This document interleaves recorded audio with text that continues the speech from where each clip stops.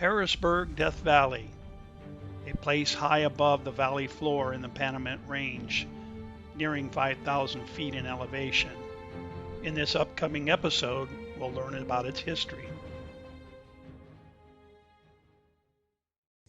Good morning.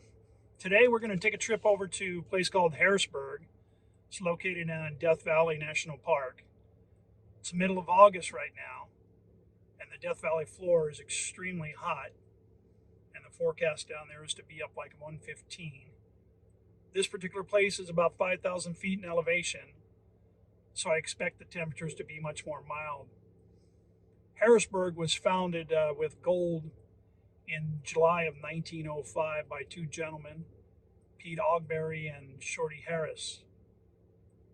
There's not much left there as I understand, but we're going to go take a trip anyhow. It was a small tent city, not last very long at all. But Mr. Aguberry had eked out a living there by mining his particular mine called Eureka for some 40 years.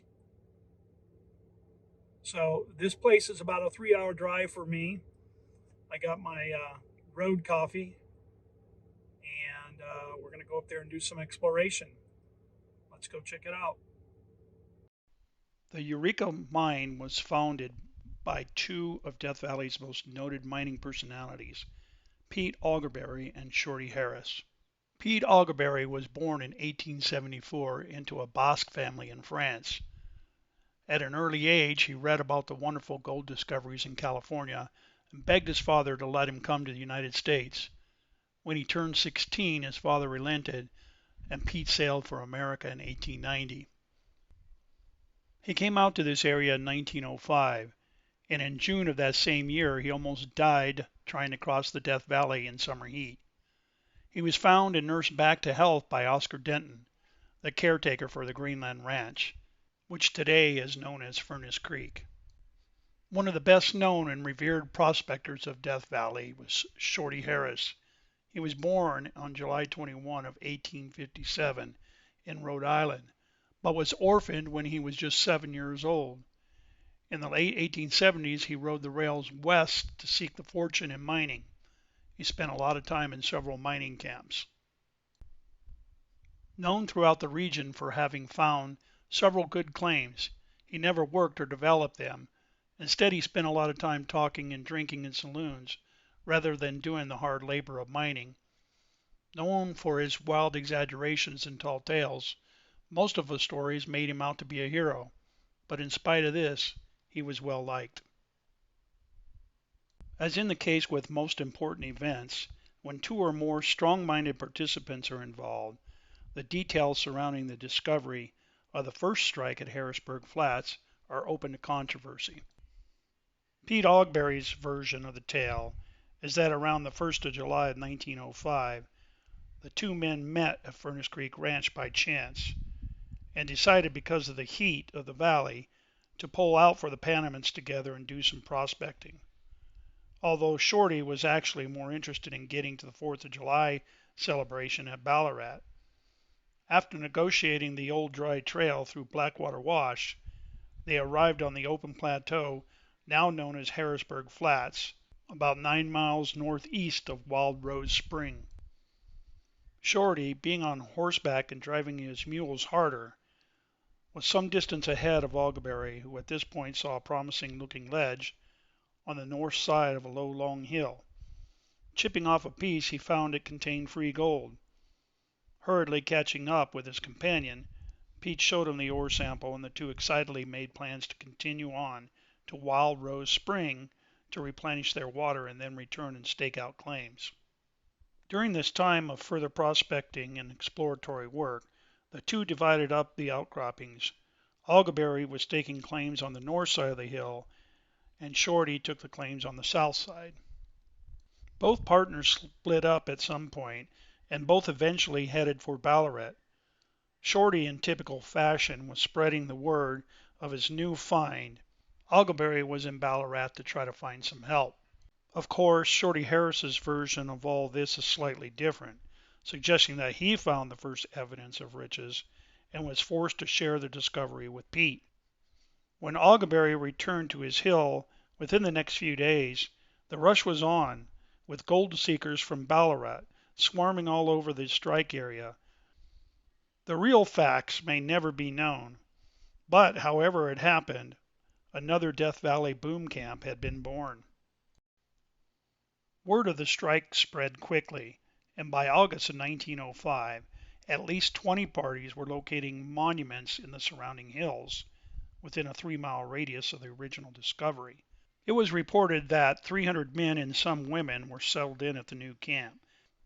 This was somewhat depopulating Ballarat and Darwin, and also attracting many from Rhyolite. As with every large strike in the Panamint Range, the call went up for Inyo County residents to rally and implement plans to assist the mining district by providing teaming services, agriculture supplies, and restaurants, hotels, and merchandising facilities to incoming miners. With the onset of cooler weather, the camp's population was expected to triple, with new arrivals from Nevada. Timber and water, essentials to a new mining community, were somewhat nearby. The water sources consisted of Emigrant Spring, 7 miles to the northwest, Blackwater Spring, about 7 miles to the northeast, or the Wildrose Spring, about 9 miles southwest. At Emigrant Spring, a new pipeline was being shipped in to funnel water from the spring to the roadside where it would be more accessible. So in the early days of Harrisburg, water was hauled from Emigrant Spring some 7 miles to the northwest. Another significant operation in this immediate area was called the Cashier Gold Mining Company. It was formed by Shorty Harris and a few investors from San Francisco. Because conditions at the Cashier mine seemed so promising at this point, entrepreneur George Brown was moving his rooming house and restaurant from Emigrant Spring to Harrisburg to accommodate the increasing population. The only other storekeeper in the area, whose name is known as Sam Adams, who ran a general store and saloon in a large tent, with supplies brought in from Ballarat. Things were going so well at the Cashier Company's mining operations that they were toying with the idea of erecting a 10-stamp mill. To get the required water to run the operation, they purchased water rights that would pass through the Skidoo pipeline to Harrisburg. The Skidoo pipeline was about 7 miles from the proposed mill. To pass the time until final installation of the Cashier Company's mill, its employees were kept busy blocking out ore and constructing a 7-mile pipeline in connection with the mill's operation. Although little more could be done on the Harris property until erection of the mill that would process the large reserves already on hand, Agueberry was by now steadily developing the Eureka claim and drawing out large quantities of ore for shipment to the Skidoo mill for processing. By the middle of July, the Cashier Amalgamation and Concentration Mill was almost finished, with production expected to begin almost immediately. It was reported by March of 1915 the Cashier mine reportedly had a 10-stamp mill with a cyanide plant projected for installation. From 1917 to 1938, Aguberry's Eureka mine, both the Eureka and Cashier properties, were referred to now as a Harrisburg mine. It was listed as active. In 1917, it was said to show development consisting of tunnels and shallow pits. In 1926, it was listed as idle, as was the Cashier mine. The Cashier was possibly being operated by Roy Jornigan, who also was working the Skidoo mine in 1938. Upon Pete Agueberry's death in 1945, his property descended to his heirs, Ambrose Agueberry, which was his nephew. This pretty much concludes the historical part of it. Let's go see what's happening out there and do some exploration and looking around. There was a short-lived mining boom here in this area. It was so short that there was really no permanent structures established here. They were just all tent structures. And they called this valley right here Harrisburg. That's where they all showed up to go dig for gold in this immediate area.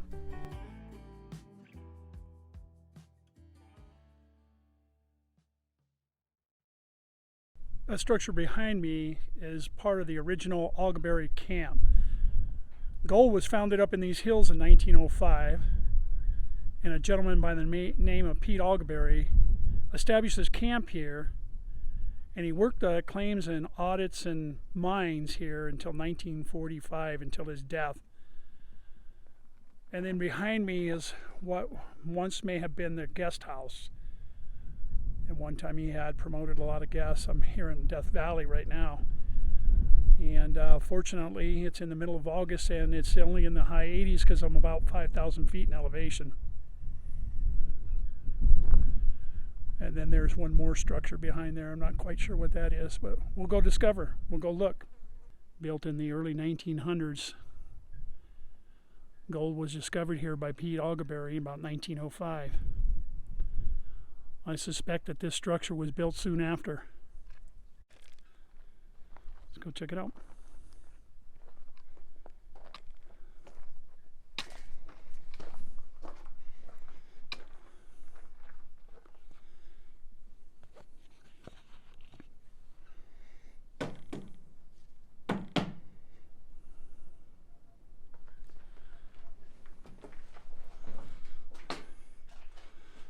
An old refrigerator,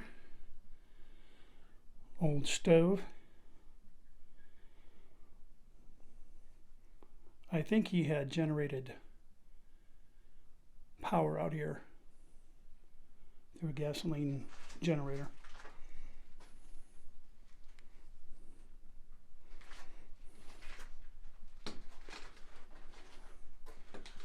Bedroom.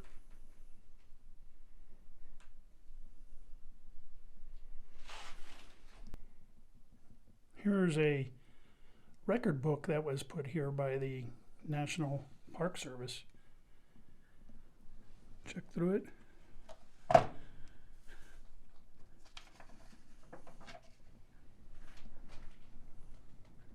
These are pretty recent. They go back to 21.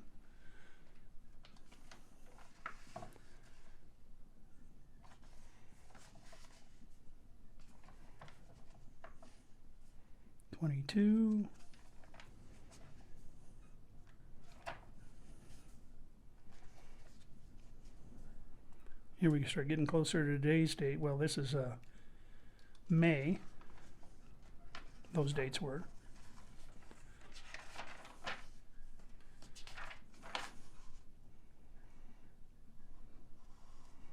So there's a relatively recent date. It's 8/14 from Canada. Today's date is like 8/18. Now signed by Ghost Town Wonders on 8/18.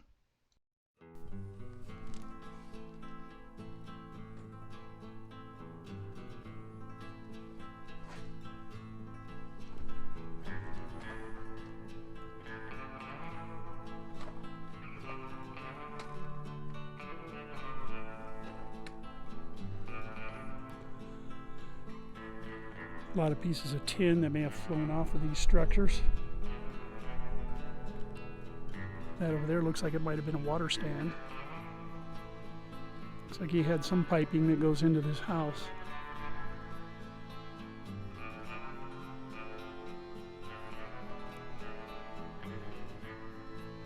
Way up on the hill, outhouse.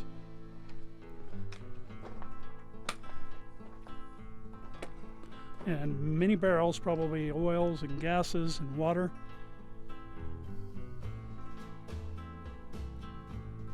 This camp was used and active until the 1940s. So it makes sense that there was a lot of barrels that he used out here.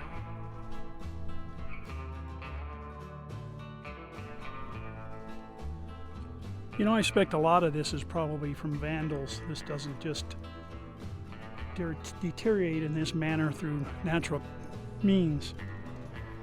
Just people so disrespectful. I guess the good thing is out here I don't see any graffiti yet. I'm sure that's not far behind.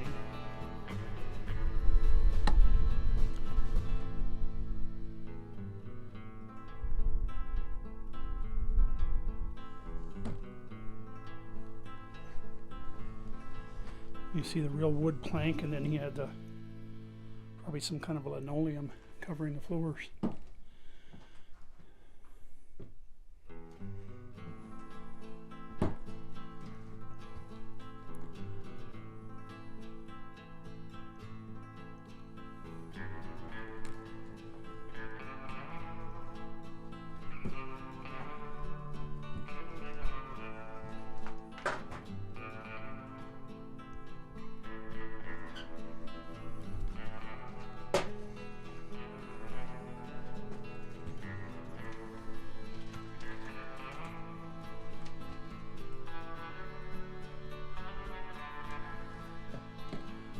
Yeah, clearly a shower right there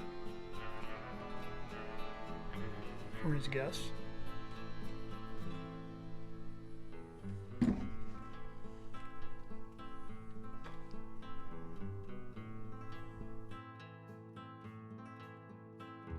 Wow, and a hot water heater. Sink, wash up,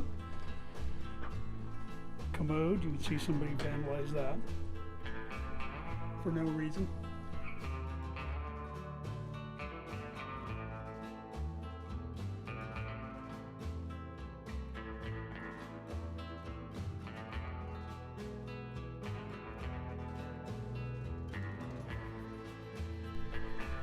See a vehicle way up there near those tailings. We're going to go check it out.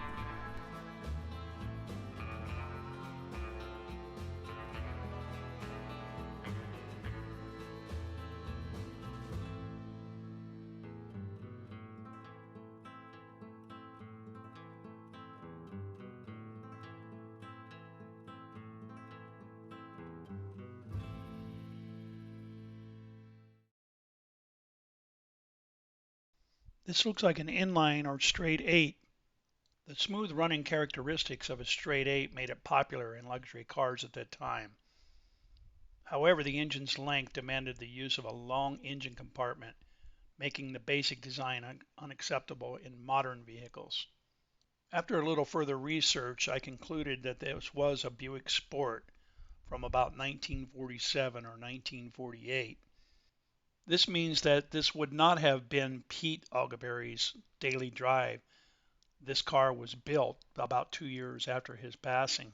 So this could have been Pete's nephew, Ambrose, who stayed on the property after Pete's passing.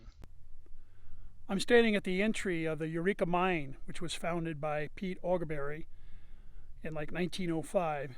He worked it continuously until 1940s when he passed away. He was the lone miner up here at that time. The pipe that is sticking out on the left, I believe, is piped air. There's some older photos of Pete standing next to the compressor room. Here we're just following the ore cart out to the tailings. You can see the rail and the tight turn that they had for it.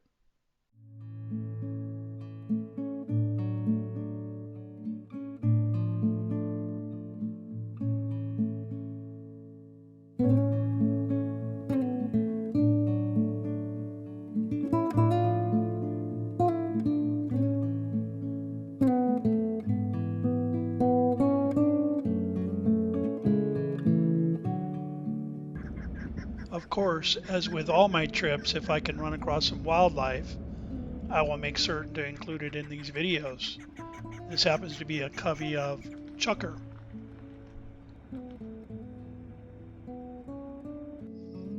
Over the years, the Eureka mine became a tourist attraction. Pete never tired of guiding people through it, and there was never a charge. Another of his greatest pleasures was taking people up to the Agueberry Point to share with them the spectacular view of Death Valley. Long before Death Valley National Monument was established in February of 1933, Pete carved out a road by hand using a pick, shovel, wheelbarrow, and blasting powder from his mine up to the point, a distance of about 4.5 miles. When asked why he had expended so much of his time in hard labor building the road, his answer was simple. He merely wanted to share the wonderful view of Death Valley with others, and there never was a toll charge.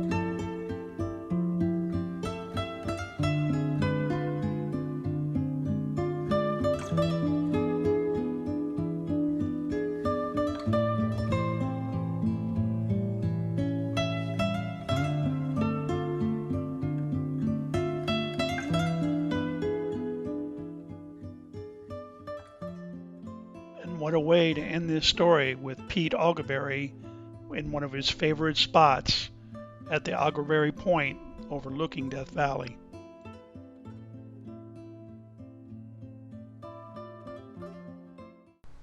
Glad you guys watched my video this far. I really appreciate it. It helps a lot. And make sure you subscribe for similar material throughout my YouTube channel. But this latest trip that I did out to Harrisburg was pretty phenomenal. Had a great time out there. I actually traveled a couple days before the Hurricane Hillary came through. The park was open, and the location I was at was at some 5,000 feet in elevation, and I was planning on staying there in a remote camp site called Wildrose. After I did my video there of Harrisburg, I went over to Wildrose, and it was closed as a remote camp spot. I suspect it was because they were anticipating flooding from the hurricane. So I ended up having to go down low and camp low. It was very, very, very warm overnight. I did not sleep well at all. But nonetheless, up there at Agueberry camp and the Eureka mine, it was beautiful. It was quiet. It was serene. It was a beautiful day, probably in the high 80s as far as temperature goes.